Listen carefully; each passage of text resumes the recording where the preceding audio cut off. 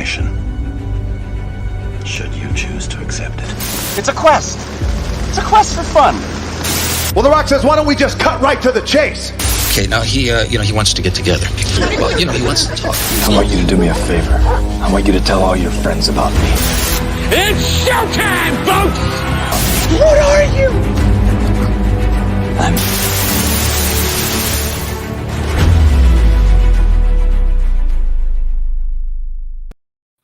Season's greetings and salutations. Welcome to And I Quote, the weekly show. We introduce you to a content creator of all shapes and sizes, join us from a different corner of the nerd universe. We find out more about them, and we also take your questions. My name is Ryan of Nerd Culture, and I want to take a moment before we introduce our guest for this week. I want to take a moment and say thank you to all of you who have made this show possible. We have surpassed 50 episodes of And I Quote just a few weeks ago, and I'm just getting around to thanking you now. I apologize, but you know what they say, better late than never. Russell Allen had the pleasure of being our 50th guest in our 50th episode, so if you want to check that out after you watch this one, you're more than welcome to. It is available on our YouTube channel to stream wherever and whenever you please. But here, in the meantime, in the midst of the holiday season, 'tis better to give than receive, and we have a wonderful gift for you. Our guest this week is an incredible person. She is a writer and a podcaster who may or may not be taking a temporary hiatus, but don't worry, because good things come to those who wait. So please welcome the amazing Amy Hale. Amy, welcome to the program. How are you today? Thanks for having me with you. I'm doing good. A little tired, but I'm doing good. Excelente. We thank you so much for being with us. And if you have any questions for Amy Hale as we go through any course of this program, let us know in the live chat. Let us know in the comments. Our producers are going to be keeping an eye on that as we go throughout the course of the show. But in the meantime, Amy, to kick things off, what were some of your favorite books or writers growing up? Let's see. I had kind of a wide variety. I liked Louisa May Alcott. I loved, it just left. Pride and Prejudice. I love those kind of books. And then on the opposite spectrum, I really love Stephen King. So just about everything in between. If it was a good story, I would read it. Stephen King, that name may or may not ring a bell. He's only been around for the last 3 or 4 decades, but Yeah, I digress. Yeah, exactly. But I digress. So when did you specifically decide to become a writer? I started in high school, just kind of jotting little ideas down. I used to have these little contests with my friends where they would give me a title at the beginning of a day or beginning of a class. And by the end of the day or the end of that class, depending on how busy we were, they would challenge me to write a poem or a short story based off the title. And I don't think I failed any of the challenges. As far as I remember, by the end of the day, I had something for each one, which was a lot of fun because it was very challenging. They weren't all good. Probably most of them weren't good, but they were finished. And then in high school, I had a 2-hour bus ride back and forth to a tech school in a nearby town. So while we were on the bus, I spent my time in it with a notebook and a pen and just wrote my first book on a bus on the way to tech school. Wow. Yeah, it was, my handwriting's atrocious, so you probably couldn't have read half of it, but I tried my hand at a horror book, and I think I got it mostly finished when I realized it was total crap and I tossed it. I kind of wish I still had it just so I could go back and look at it, but 17 years old, I thought it was junk and didn't want anybody to read it ever. So Right.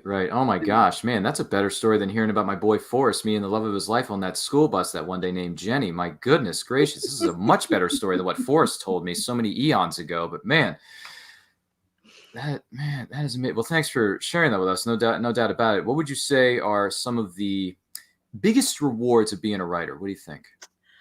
I think it's 2-part. I think one is kind of the therapy you get from writing is very therapeutic. Even if no one ever sees it, sometimes you can just write and get all those emotions out, get it out of your system. And then I think the other part is hearing people tell you how much they enjoyed your work. That just, it's nice to know that you wrote something that entertained or touched or inspired someone. There you go. There you go. Once again, we're talking with incredible writer, paranormal romance writer Amy Hale. If you have any questions for her, let us know in the live chat. And make sure you're sharing this video with all 300 of your closest friends. They're going to like the way they look after watching this video. I guarantee it. I see some of you are already popping in already. Look who's here. Donna Carlene says hello, Hey, Ryan and Donna. Amy. Donna, what's happening? Carl, good Hi, Carl. to see you. See what I did there? Pop culture reference from the 90s. If you caught it, let us know in the comments. Love to hear your thoughts. Carl says, I'm sorry I'm late to the party, but I was busy liking and sharing this video. Carl, thank you. Appreciate You're awesome, it, man. Carl.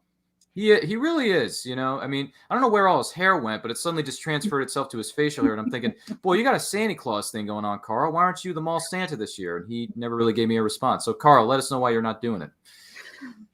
But anyhow, he's a cool cat. We'll just leave it at that. But on the flip side of the coin here, Amy, if you don't mind me asking, what do you say are some of the biggest challenges of being a writer?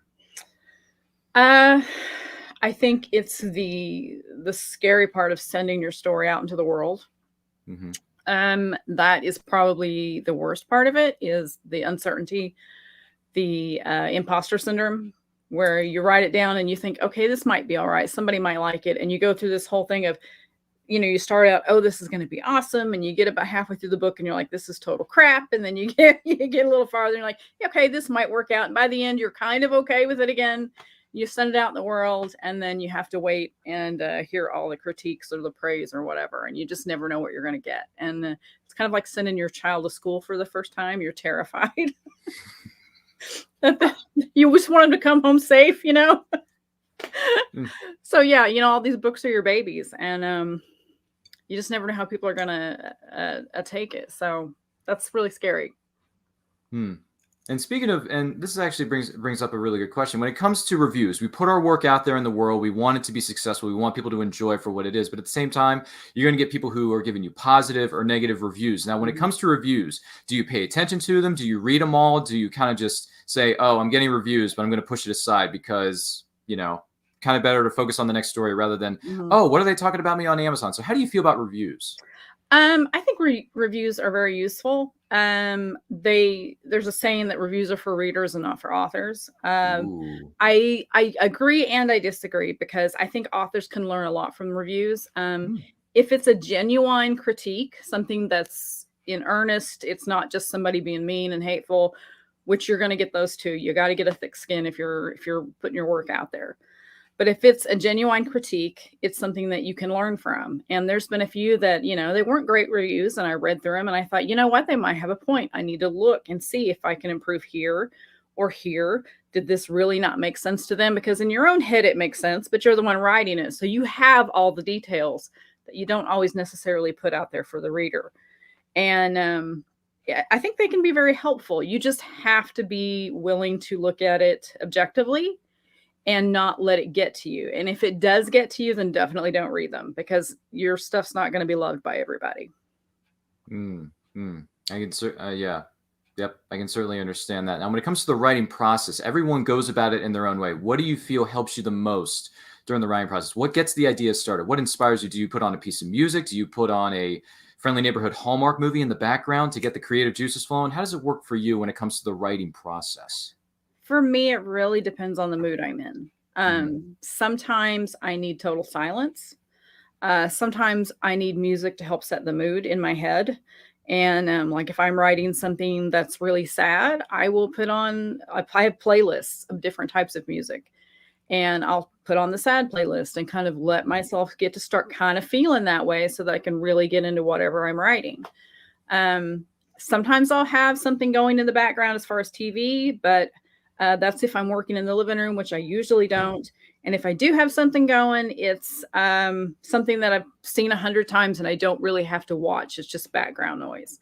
Otherwise, I get really distracted if I haven't seen it. So I don't watch anything most of the time while I'm trying to write. Fair enough. I have a lot of people ask me about music. Do I use music with lyrics? Yes, I absolutely do. But once I get into that space when I'm writing, the lyrics and everything kind of just fade away. I don't hear them. It's just background noise again. So when I'm really, really into my writing process, I don't hear anything. Oh, I see. I see. I see. All right. Does this, just out of curiosity, does this playlist of music that you sometimes use, does it include Dean? Was it Dean Winchester's greatest hits when he's playing it in Baby, in the car? Because I have a Mhm. feeling you're a bit. Because we were talking a little bit backstage, and for you watching this at home, Amy's a Supernatural fan, like Yes. hardcore. So I'm just curious, does any of this music include Dean's greatest hits? No, I do have one Jensen Ackles song on one of my playlists because he does actually do his own music. Mhm. But it's just the one song. But no, I do not have. I am surrounded in my office by my favorite things, including one wall that's all Supernatural. There you go. But no music. Hmm, hmm, hmm, hmm, hmm. I'm surprised. He kind of reinvigorated my love for classic rock during the show, during the course of the show's run, in its early run. Anyway, I didn't catch all 15 cajillion seasons of that show, but I did catch the first 6 or 7. Well, see, the classic rock was rock I grew up with. So it already So spoke to you. You're yeah, thinking, "Oh, Dean must have. He knows my yeah, music. This is that stuff was fantastic." on my list long before Dean came into the picture. Yeah, but it kind of like switched something on, and you thought to yourself, "Oh, Dean, you're Oh, he does, playing my yeah. favorite tunes." Yeah, I of the Tiger will never be the same for me ever again.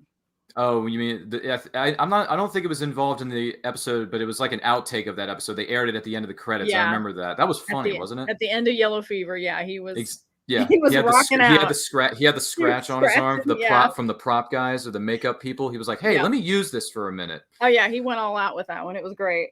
And then I think he turned his left leg into an air guitar or into a guitar for that part, didn't he? Yep, And by the exactly. way, in case anyone's wondering what we're talking about Jensen Ackles plays the character of Dean Winchester on the hit series Supernatural, and he did a lip sync to "Eye of the Tiger" by Survivor, which, by the way, is one of the greatest songs ever put together. And if you're curious about what exactly that he did, it's on YouTube, so you're Yeah, more than welcome to check that out a little bit later. But I thought that was funny, and I yeah, like it the was song. funny. Yeah, it's a great song. I I think it's a used to great, associate it with Rocky, yeah. and now I associate it with Supernatural. So he's flipped that. Gee Willikers. Well, once again, we're talking with the incredible writer known as Amy Hale, and make sure you're sharing this video with all 400 of your closest friends. They're going to like the way they look after watching this video. I guarantee it. Gee Willikers. It's just getting crazy up in here. Look who's here. Willow Schuyler says, "Afternoon, Hi, everyone." Willow. Willow, good to have you here with us. Hope things are going well for you, as well as everyone who is watching this, as well as you at home who are enjoying this program. We hope. Let's see here. Carl says, "Fancy seeing you again today, Willow." Ha ha ha ha ha ha ha ha. Let's see. Carl says, "When you're young, this radio is playing my songs. When you're older, this store is playing my songs. What's the deal?" Oh Lord. Yeah, you're not wrong. You're in the supermarket and you're hearing your music from when you were a kid. You're like, oh, this is official. I'm old. Yeah. I was in the grocery store the other night. You know what they were playing over the PA? They were playing Rhiannon by Fleetwood Mac. Oh wow. Yeah. That's a good Yeah. one. How about them apples, huh? And then Carl chimes in and says, "Even later, it's this elevator is starting to play my songs." I have yet to hear any of my music in an elevator, but I'm sure it's coming. Don't they only play elevator music in elevators, like instrumental or jazz or something? Isn't that I what think they that's do? all I've heard so far, but somebody might switch it up somewhere. Gee Willikers. And once again, if you have any questions for writer Amy Hale during any course of this program, let us know in the live chat. Let us know in the comments. We will get to those as they come in. Other than the witty banter we're getting from Carl, who doesn't seem to want to quit. Good on you, Carl. We still love you, man. So I got a question for you. You've written a number of books, and one of them is a series, I should say, and it's called Shadows of Jane. Now, how exactly did Shadows of Jane come about? And if you're in an elevator, speaking of elevators, with an executive, you have to get something known as the elevator pitch. Yeah. How do you do it? So part 1, how did Shadows of Jane come about? And part 2, elevator pitch. What do you got? So Shadows of Jane was born from a little snippet of a dream. I woke up one morning and I could not get this piece of dream out of my head. And it was just a girl in bed having a nightmare. She's kind of thrashing around and the objects in the room were flying around in relation to her distress. And so I was, I sat there and I thought about it and I thought, what can I do with that? And then before I knew it, I had this trilogy, all from this little snippet of a dream. Wow. So you can get inspiration from literally anywhere. So for my elevator pitch, it would be young woman wakes up in the hospital, no idea who she is or where she came from, names herself Jane, and finds out in the process of putting her life back together that she has unique abilities and there are people chasing her because of those abilities. Gee willikers, boy, sign me up, as one person might say. Because Shadows of I take it the name Jane is a little bit of a throwback to something known as a Jane Doe. Yes. Yes. You know, because if they don't know who somebody is when they're lying on a slab, they call them the John Doe, or if it's a female, they call her Jane Doe on line 3. Yep, and she's a Jane Doe. Interesting. Man, I may have to pick this series of books up. Gee willikers, you're really good at this, Amy. I mean, granted, you've been doing this for a number of years, so I'm not trying to shake away your skill level, but you're doing this quite well, I might add. Thank you. Gee whiz. So you have that. That is amazing. But I believe you have a new novel that came out somewhat recently within the last few months, and it's been blowing up the internet. It's been blowing up Facebook. A gentleman by the name of Carl Witzman and I were talking about it a few months ago when it was first released. We read it. We loved it to pieces, and we left you a review on our good friends at Goodreads or Amazon. # always support your friends. This one is called Neurosis. Now, Neurosis, like as I said before, it's blowing up the interwebs, but I got to ask you, how on earth did you come up with the idea for this great book called Neurosis? And also, once again, goes back to the executives are sitting next to you, standing next to you in that elevator. What's the pitch?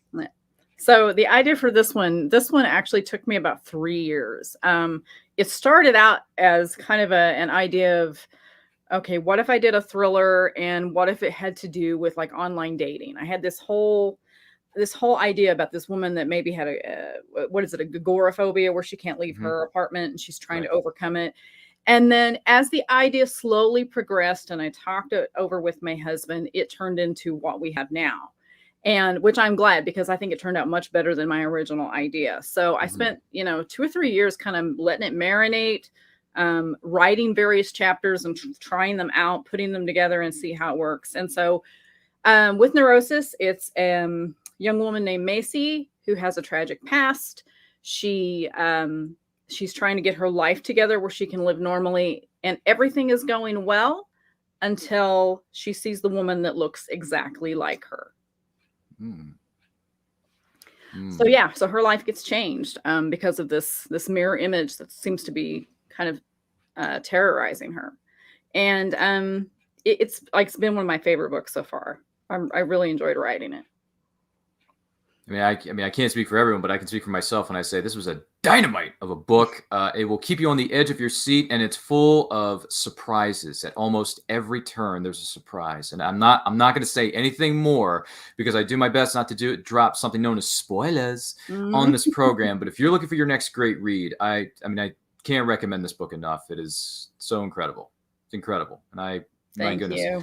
Can't wait to see what other projects you come up with next, Amy. I'm just going to leave it at that. But yeah, Neurosis, check it out. It's available. Links to where you can find all this wonderful stuff, as well as where you can follow Amy, they are located in the description of this video. So why don't you do yourself a favor and treat yourself. But anywho, let's see. I'm trying to see if Carl says, now it's Hey, the Funeral Home is playing my songs. Gee, Carl, how many more locations are you going to discuss on this program when it comes to pieces of music? I think that's the final location right there. Is there anything else we're missing here, Carl? Jeez, man. What are you doing to me? And Donna chimes in. She says, the worst ever was when I was in a grocery store and the music song was She Bop by Cyndi Lauper. Really? ? Oh. Have I heard this one? I don't think I've heard this song by Cyndi Lauper. I've listened to some of her stuff because, as we all know, we grew up on the iconic 80s film known as The Goonies. Yeah. Which is what introduced me to Cyndi Lauper, in full disclosure, which I love her song in that movie, by the way. Yeah. I grew up on Cyndi Lauper. I know this song. Oh, no. Should I listen to this after this program, or should I just avoid it like the plague? It'll stick in your head. But it's a good song. It is, though? Yeah, I mean, it's your typical 80s anthem. It's a good song. But it's definitely very 80s. Definitely very. Well, there's nothing wrong with the 80s, because quite frankly, what did we get in the 80s? We got a plethora of wonderful films and soundtracks. Yes, we did. And am I going to say no to that? No, of course I would hope not. I would hope not either. No, I probably wouldn't. So just full disclosure, 80s films are awesome. I mean, one of my favorite 80s films is The Terminator. Oh yeah, that's a good one. And I think that's one of the all-time greats. You know, people say that T2 is the better of the two, but I respectfully disagree. Without the first, you don't get the Judgment of the Day. And for me, the first one is just chef's kiss. It's perfect. It's an action horror film with synthesizer music that is just so good by Brad Fiedel. Okay, that's just there's a little nugget of history for you. And if you don't know what I'm talking about, check yourself. Watch The Terminator from 1984 with Schwarzenegger and Linda Hamilton and Michael Biehn. By the way, Michael Biehn, great actor. Good stuff, not going to lie. But I'm sure you who are watching this at home, you may or may not have heard the words The Terminator or You're Terminated or I'll be back. I mean, come on. Who hasn't heard these words? That's iconic pop culture right there. It is, isn't it? I just... Anywho. Let's see here. Oh, we got a question coming in hot from Eric Emmerich. He says, I've heard writers say my characters write themselves. Is there any truth to that, Amy? Absolutely. Characters are little jerks. They do not really don't sugarcoat it or anything. I have worse words sometimes. They do not listen to me. I think I have it all figured out. I've got the plot laid out, and then I start writing, and they just tend to take off in their own direction. Usually it's much better than what I had planned. There have been times when I've had to rein them back in, but yeah, it's like they take over. It's like almost like another personality coming out of your fingers. And they just do their own thing. And I have been so surprised sitting down writing something, and then I have to stop and go, holy crap, where did that come from? That was not at all what I was going to do, but it's so much better than what I had planned. So I'm going to go with it. But yeah, they take over. They do what they want to do. It's really weird. It is, isn't it? I think a few writer friends of ours have shared similar thoughts like yours. I believe Bobby Nash brought it up at one point, talking about how characters, he has these ideas in his head and the characters just start jumping out at him and writing their own pieces of the story. And they say, I'm going to do this action, even though you want me to do this. No. Yeah. And if you fight them, you end up stuck sometimes.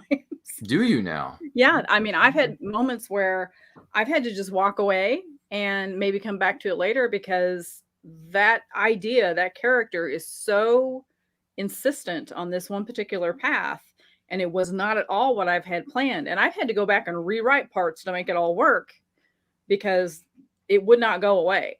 So yeah, it's they're very, very fickle muses.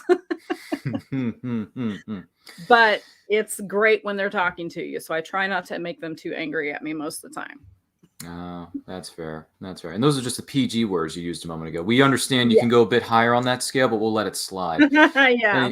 Anywho, Eric, thank you so much for the question. Once again, we're talking with writer Amy Hale. If you got any questions for her, let us know in the comments. Let us know in the chat. Make sure you're sharing this video with all 600 of your closest friends because they're going to like the way they look if they're watching this video. I guarantee it. Now, Amy, I don't have it here, but I do have this. I'm wearing this ridiculously good-looking suit that says Rising Tide Publications. Now, I believe, if my memory serves, you are part of the Rising Tide broadcast family in some way, shape, or form, and you and your husband host a show called Creative As Hale. Yes. Can you tell us a little bit about how did you become a part of the Rising Tide broadcast network, and what is your program about? So we started Creative As Hale as a way to showcase all of our friends that were just insanely talented. We wanted to do an interview type show or just kind of a casual chat where we could, tell people, hey, this person is amazing. Look at all the stuff they're doing. Please go check them out and support them. And we started off, it wasn't going to be quite the big production that it ended up being. But we started off with our friend, actor Kevin Caliber. And Kevin's been on Hulu's Future Man. He was Superman at the beginning of the Supergirl series, the one that kind of reached down and helped her out. That was Kevin in the suit. He was so thrilled. He just got to wear the suit, Yeah. And he's got the physique for it. So I still think he would make an amazing Superman. He has his own personal projects that he does. So we were just like, Kevin, we've got to get on here and talk and tell people more about the stuff you're doing. So we had this conversation with him online, and it went really well. And we thought, let's just keep doing this. And maybe we were going to do like a monthly show. So then we had another actor friend, Santiago, or Jose Santiago. I'm going to get it right here in a minute, Junior. And he's been on like, Chicago PD, things like that. He was in Sinister 2. He was the dentist dad, if you remember that one. Yeah, he has a horror story about that contraption they had in his mouth. The horror. Yeah, so if you want to know about that, go check that out. But yeah, so we talked to him, and then we kind of took a break, and we're trying. That was about the time that things kind of all fell apart everywhere. We started dealing with COVID and all this other stuff. Sure. And so we took a break, kind of recalibrated, and started again. And 2021, we had a series of great interviews, artists, authors, writers. We've had actors, we've had photographers, graphic artists. We've had a little bit of everything. And I happened to be talking to Brian one day, from Brian K. Morris, and he said, hey, we'd love to have you join the Rising Tide Network. So we talked about it and thought, why not? We got to support each other. So we joined with them and got on the schedule and started doing weekly shows.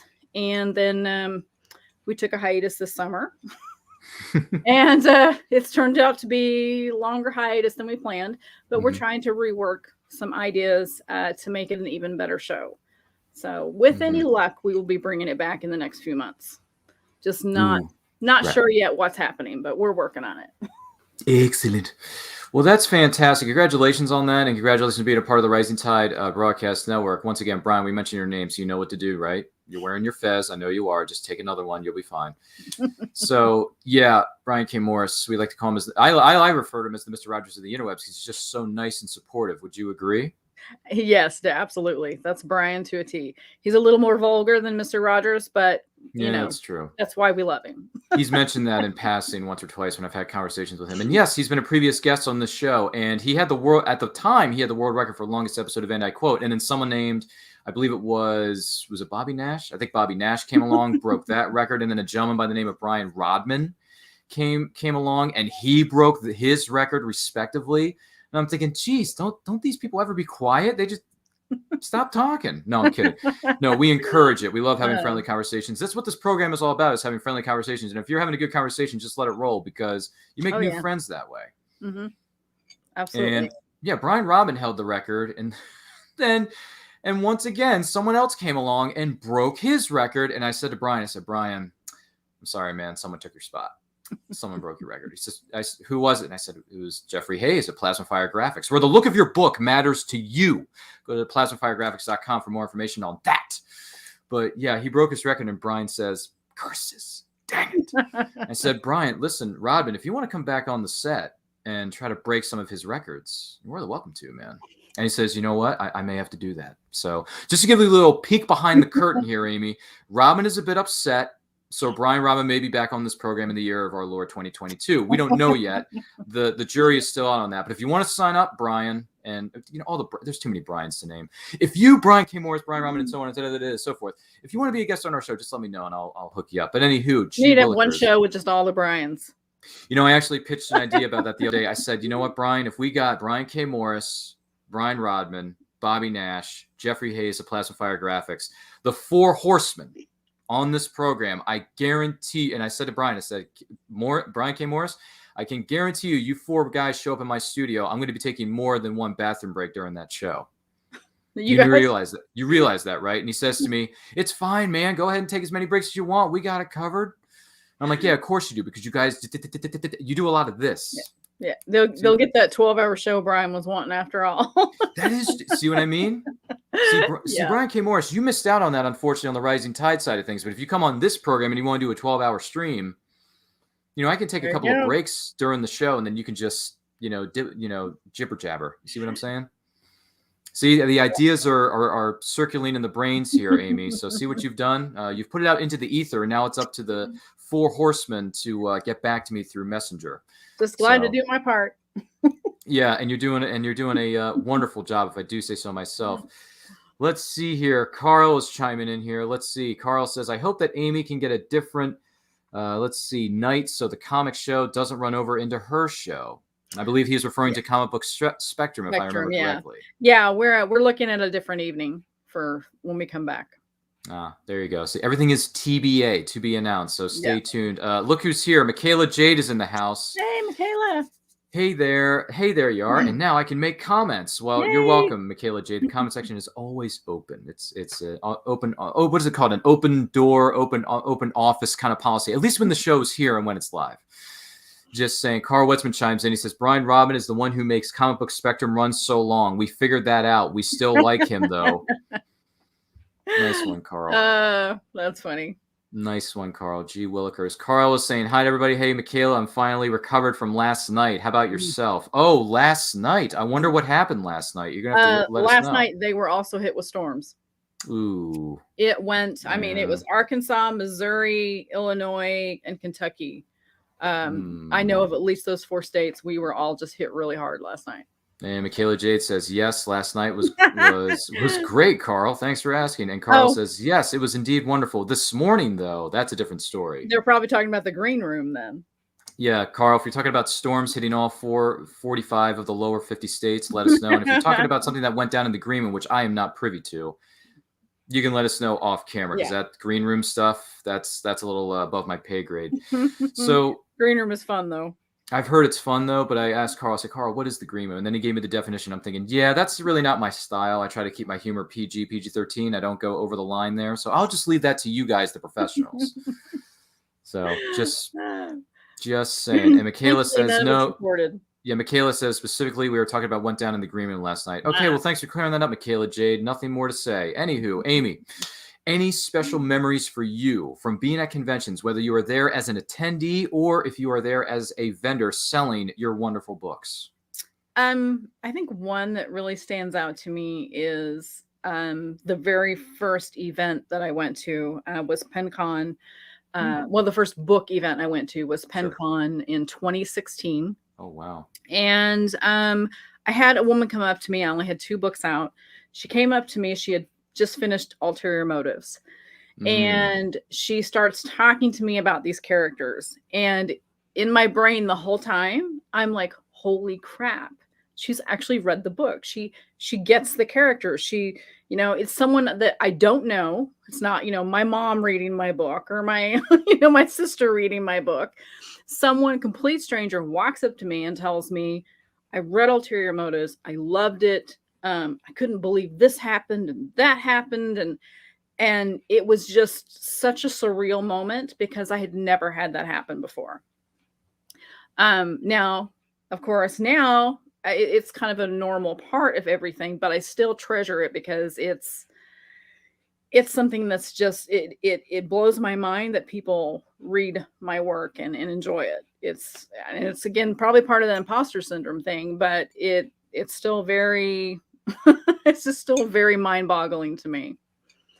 And let's see, recently I had one, of course, it has nothing to do with sales, but it was kind of funny. I had 2 little girls come up to my table and I have necklaces that are related to my books that I give away if you buy a book. And, nice. And so they're looking at them and I'm like, these girls are too little to read my stuff. It's a little too over their head. Yeah. They're like 8 years old, Yep.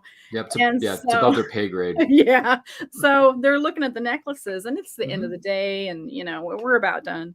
And I said, do you like those? And they said, yeah, they had like dragon scales and stuff. And so I let them each pick a necklace and told them that they could just have it. Oh. And the little girls, they get all excited. They put them on. And then this little girl, I'm not sure why, she suddenly starts asking me about the books and did I write them? And then she goes into this whole spiel about how pretty I am and how she's like, how old are you? And I was like, 48. And she goes, no, you're not. And we get this whole hilarious conversation with this little 8-year-old. And it's one of my favorite memories because she went from being really shy to just super chatty after I gave her that necklace. So yeah, it's one of my favorite memories because it was just so dang funny. Oh my Lord, man, these, kids these days, they grow up so fast. They really do. I don't think I was near that outgoing at like 8 or 9 years old. So basically these young ones were 8 years old going on 30. It's like, my gosh. Yeah. Gee Willikers, you should sit down and talk to my niece one time because she is super smart. I mean, just she's still in her early tens or teens, but at the same time, it's like, gee whiz, she's smart. She's so good, and she loves reading. That's awesome. That's so that's probably always a why she's plus. smart. Yeah, that's always a plus because as I like to say, life is better when reading. Absolutely. I don't know about that. By the way, Carl chimes in about conventions. He says, at conventions, shy Amy goes away, but sales Amy comes out, and boy, is she good. And you have my husband to thank for that, because I used to really suck at conventions. I'm very introverted, so I struggle with that.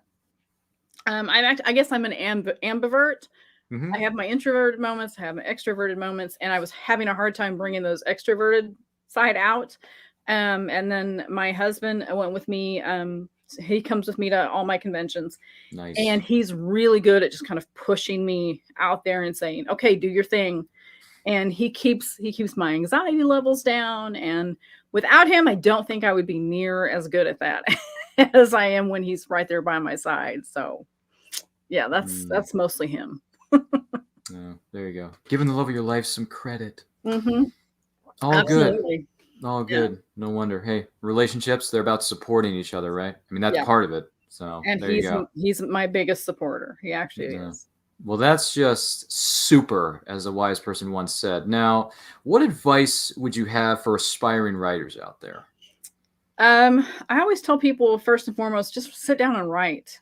You can't fix something that's not already written. Because so many people are so worried about getting it right the first time that they get paralyzed and they just don't do it. So even if you think it's total just crap, write it down. Get it out, get your ideas out there. I call it my word vomit. I just all over. I get it on the page, and then I can go back and look at what works and what doesn't. And, seek out people that are doing what you want to do. Whether it's whatever genre it is, talk to those people, find out where you can get resources. Don't be afraid to ask. Most people are more than happy to talk to you about whatever it is you're doing and give you advice. You're going to have your occasional person that's just too busy or whatever. But for the most part, everybody I have met in this community is more than happy to help guide you in the right direction and say, hey, oh, you write this? You look at this. This is a great webpage, or this is a great book, and it'll really help you on your journey. So don't be afraid to ask questions and just do it. Don't try to perfect it as you go. Just write it and then fix it later. Excellent piece of advice. Thank you so much for sharing that with us. Once again, we're talking with, my words, writer Amy Hale. If you got any questions for her, let us know in the live chat. Let us know in the comments. Also, make sure you're sharing this video with all 700 of your closest friends. They're going to like the way they look after watching our videos on this channel. I guarantee it. So Carl has a question, and I think it's a $2 million question, but we're going to bring it up anyhow. Carl says, Amy, are you working on another book right now? I'm actually working on 4. You're working on 4? Yes. Jellyfish. How is that possible? 4 books? You got to tell us more. What's going on? I am switching back and forth. Like if I get kind of stuck on one, I'll switch to a different one that I'm working on. I've got a supernatural thriller I'm working on. I have the sequel to Neurosis that I'm working on. I have a contemporary romance that I'm working on. And then I have another one that's a secret project that I can't talk about yet. So. Secrets. Yeah. Teaser to the teaser trailer. Okay. Yep. No, hey, it's good marketing ploy. Carl, you brought it up, man. What you working on? You're working on 4? That is a plethora. That is a lot. But my hat's off to you, or as any other writers who are working on multiple projects at the same time, because that is not always an easy thing to do. So no, it's not. More power to you. Now, you've mentioned this a moment ago, and we're going to go back for just one moment and bring this up. It's something known as imposter syndrome. How do you go about handling it? Oh gosh. It is difficult. Some days it's worse than others. There are some days I get up and I'm like, I'm going to do this and everything's going great. And, I have my affirmations that I use in the morning to try and encourage myself. I use these every morning. Sometimes I'm fine. And then, the next day I may wake up and be like, why am I doing this? No one wants to read anything I have to write. No one's interested. It's a weird mental game that you play with yourself. and that did not come out right. So anyway, yeah, it's imposter syndrome is a bear. It's very, very hard on you mentally. And that's where I think reviews can hurt or help. When I'm struggling, I go back and I read my positive reviews. That kind of helps me push through, because it reminds me there are complete strangers out there that have really enjoyed what I'm doing. So I just need to keep at it. But you got to stay away from those bad ones during those times, because they will definitely sink your ship. I read positive reviews. Sometimes I'll talk to friends that are in the business and go, hey, how are you dealing with this right now? And then I'll also go online and, authors that are doing really well, like Stephen King, we mentioned earlier, I'll go and read. He has bad reviews too. So, we got to put it all in perspective. And so that's generally what I try to do. And then, as I just saw Carl posted, no imposter ever had imposter syndrome, only successful people. And he told me that once, and I try to keep that in mind, that he says, only the people that feel that way are people that have actually done something. So I try to remember that when I'm really struggling. Thank you, Carl. Man, Carl, you seem to be full of good questions for our guest this week. And also, you seem to be full of wisdom. It seems like you've been around this earth a couple of times. Have you? I mean, I can't tell by, there's no hair on top of this. And you got this full-grown beard going out for the holiday season, even though you've had it long before that happened. But still, I digress, Carl. But that's up to you. For all the intelligence, it makes the hair slide. Yeah, slide down. Is that how it works? Like it's a sliding thing? Like it just goes from one area to the other? I'm not sure. We'll have to let someone else My husband's chime. the same way. Nothing up here, but it's all here.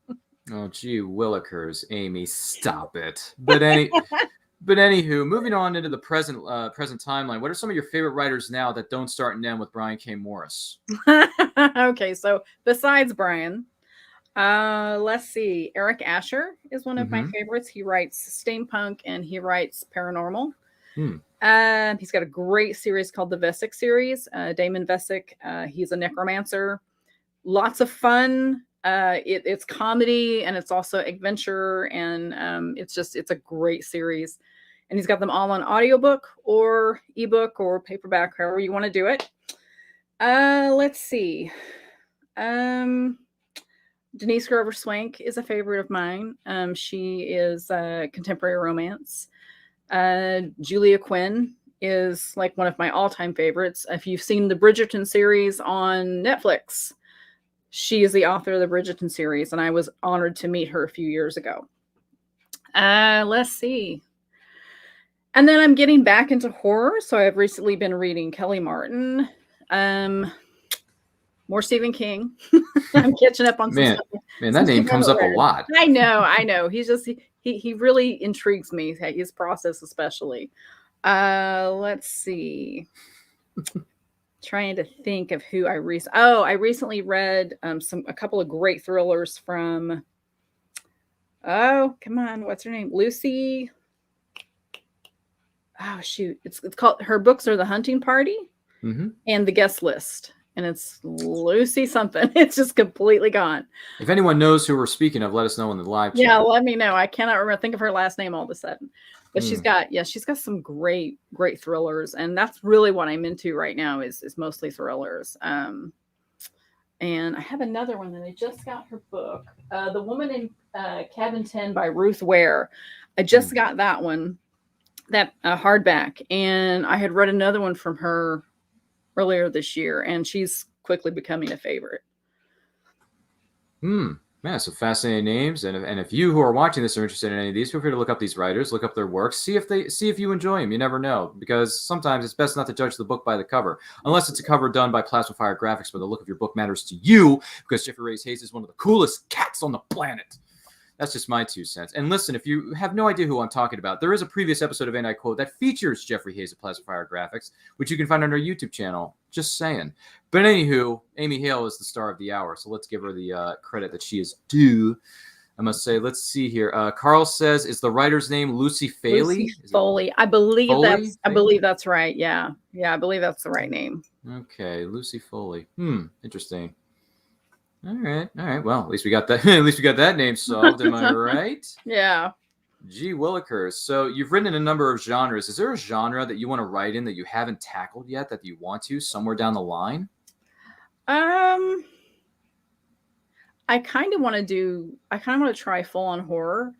I don't think of Neurosis as horror, as more just psychological thriller. Right. So I keep thinking that maybe at some point I'll try to tackle that. I'm not sure yet. My husband already looks at me weird, so I don't know. After reading Neurosis, he was like, "Oh, I need to sleep with one eye open." So I've already got him a little concerned, so I don't know. I don't know. But yeah, probably just full on horror. I would like to try my hand at that, I think. The horror. Anywho, that's a quote from another movie I haven't seen yet. Sorry for those of you who know what I'm referencing. But anywho, I'll get to it at some point because I got a mountain full of movies I want to watch over the course of the holiday or winter break season type stuff.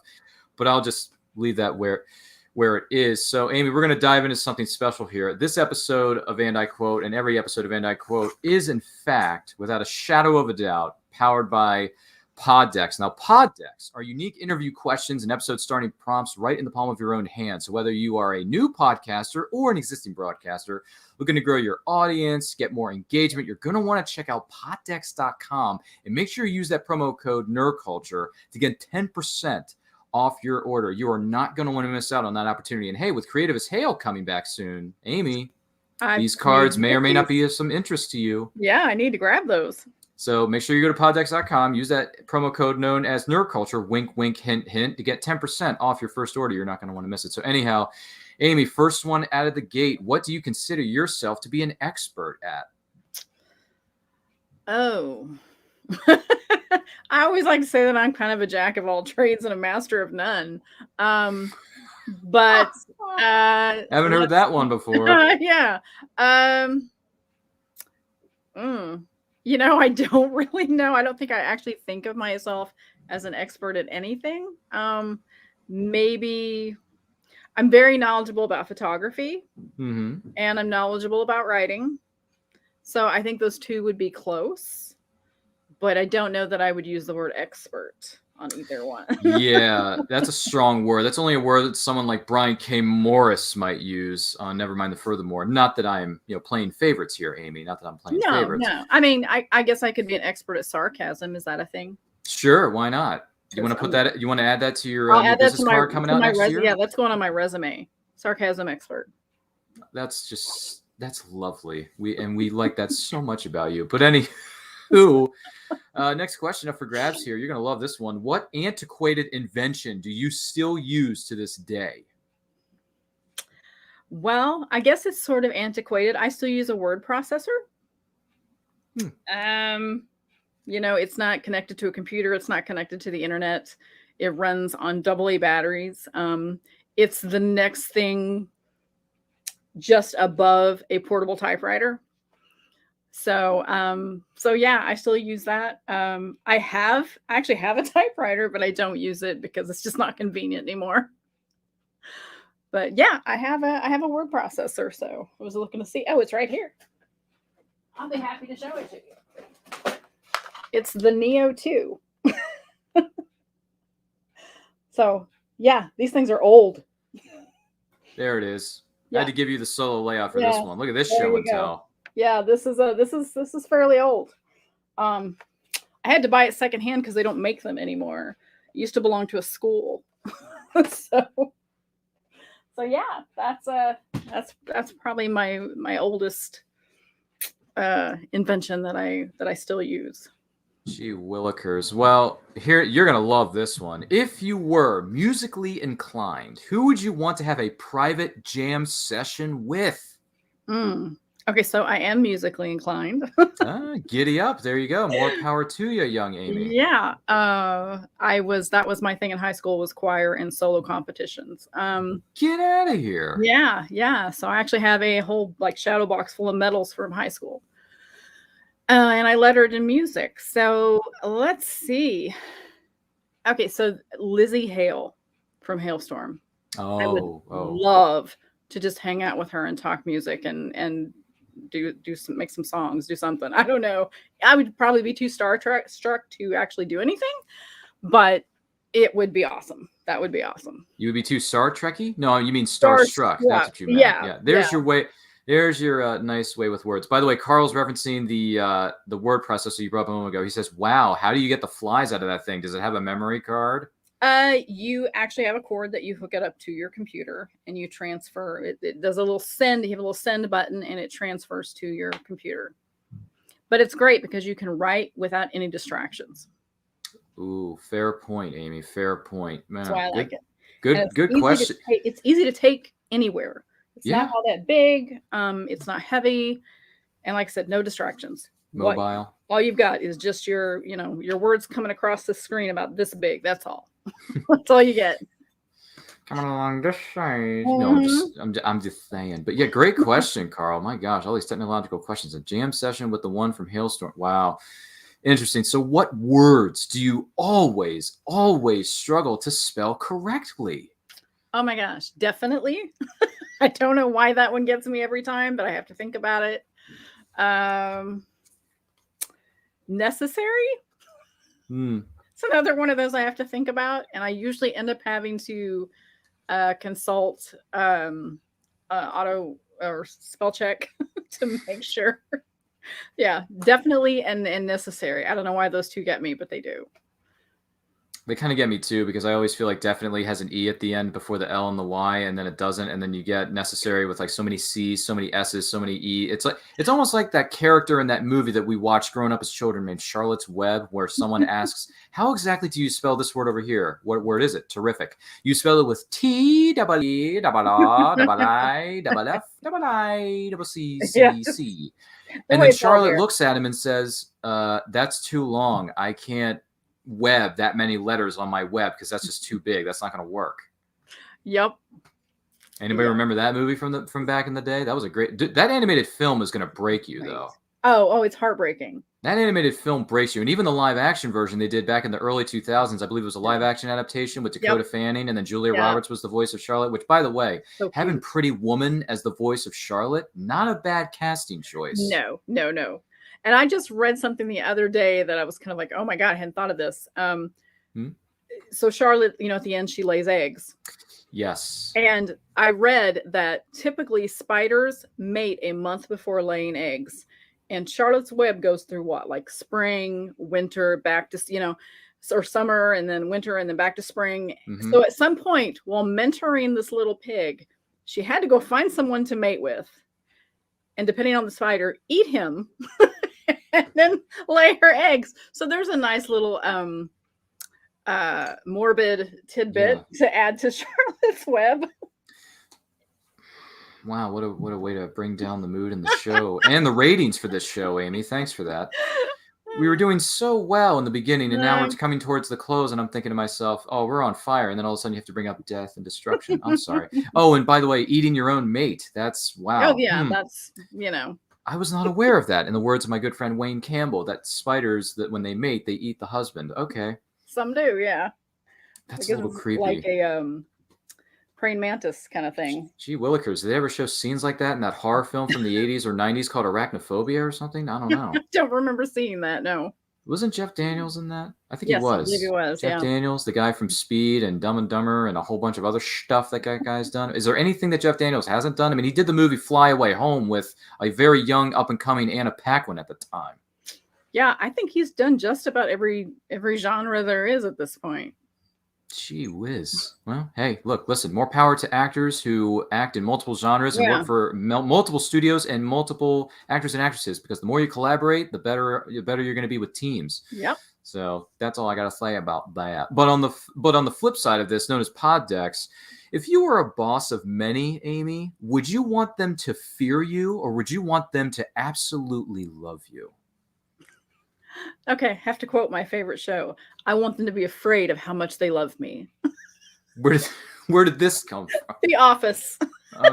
What character says this? Michael Scott says, he's answering this essentially the same question. He says, do I want them to fear me or love me? I want them to fear how much they love me. So actually, I would rather they love me. Fear, I don't think fear is a good motivator in any shape or form, really. You don't think it is? Not really, no. No, that's fine. That's fine. No, it's fine. Listen, it makes complete sense, and that reminds me, I should probably watch more episodes of The Office because I haven't seen that episode. So. Oh yeah, it's a great show. I've only seen some of the early episodes of the show, like season 1, maybe season 2. But other than that, I haven't really watched like all 9,000 seasons and all 8,000 episodes. I'm sorry. That's all right. I'm a little behind the times here, Amy. But Carl says spider mating. Yeah, that's a subject matter for another day. Yes, it is, Carl. Let's not talk about it ever again. Michaela Jade says, I want death and destruction. That's how we roll. Okay. I mean, it's the catalyst in a lot of stories we tell. And if you want to go that route, Michaela Jade, have at it. I'll just, you know what? I'm just going to leave that over here for you. Just leave that in another corner of the studio because I don't think I want to go anywhere near that. But listen, that's just me. But I want to take this opportunity to thank author Amy Hale for being our guest on the show known as And I Quote this week, or maybe we should retitle this show Carl Witzman and His Weird Sense of Wisdom and Questioning. But anywho, Amy, thank you so much for being with us. Now, where can the person who is watching this find you on the interwebs and everything that you have coming up? You can find me at authoramyhale.com. And on that's my website. You'll find links to everything else. But I also have social media. Facebook is facebook.com/authoramyhale. I have a readers group called Amy Hale's Angels or Hale's Angels. And that's facebook.com/groups/Amy Hale's Angels. You can find me on YouTube at Amy Hale. And I'm also on TikTok at Amy Hale 02, which I couldn't get the first one apparently. So they had to throw numbers on the end. So I'm trying to figure TikTok out. That one is a little bit challenging for me. And Twitter, author Amy Hale. Pretty much everywhere is author Amy Hale. Instagram. If you type in author Amy Hale, you should be able to find me. Enough said. In the words of Highlander, there can be only one author Amy Hale. So let's just leave it at that, Jack.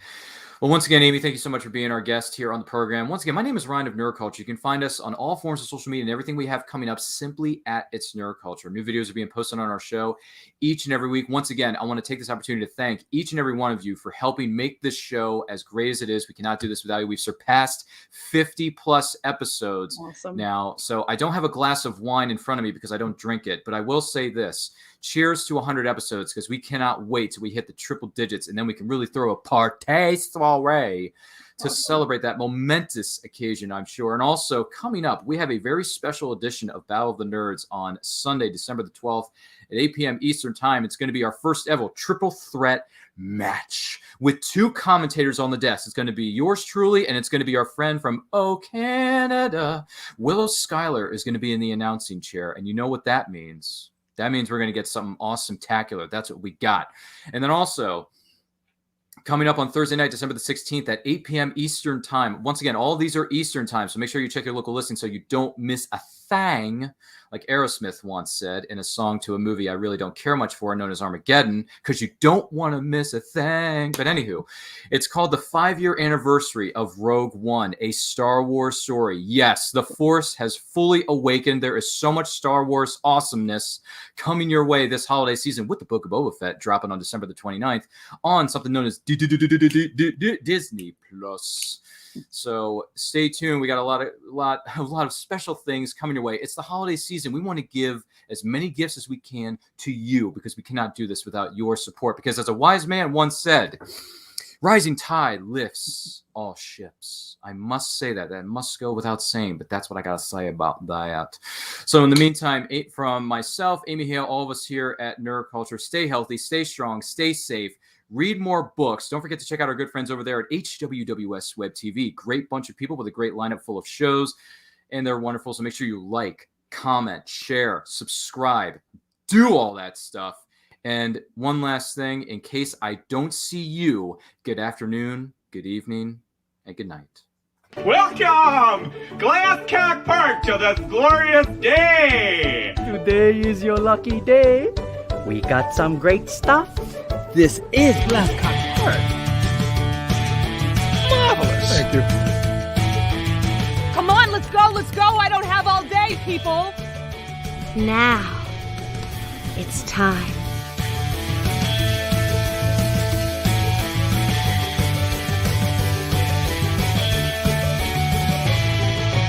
Tell your friends, huh? I'm GB Amateur. I'm Dina Marie. I'm Sage Ia. I'm Thomas Carter Rochester. Hey, I'm David Thompson. Hi, I'm Kevin. And I'm Mia. Hi, I'm Mark. Hey there, this is Dave Adams. Hi, I'm Rosemary Rose. Jerome Conner here. Hey guys, it's Josh Bauer. It's Willow Schuyler. I'm Cosplay Michael. I'm Brava. It's your boy Country. I'm Ryan Permison. And I'd like to ask you guys, please subscribe. Please subscribe. Please subscribe. Please subscribe. Please subscribe. Please subscribe. Please subscribe. Subscribe. Subscribe. Subscribe. Please subscribe to HWWS Web TV. Great bunch of people. And don't forget to smash the bell. Ring that bell. Smash that bell. Hit that bell. Hit the bell to be notified. Hit the bell to get notified of new shows and videos. You're going to want to do that, so do that soon. So we can cross that 20,000 mark. And get us to 100,000 subscribers. To 1 million, and 10 million, and 100 million. On HWWS. Web TV. You really like it. I guarantee it. Thank you.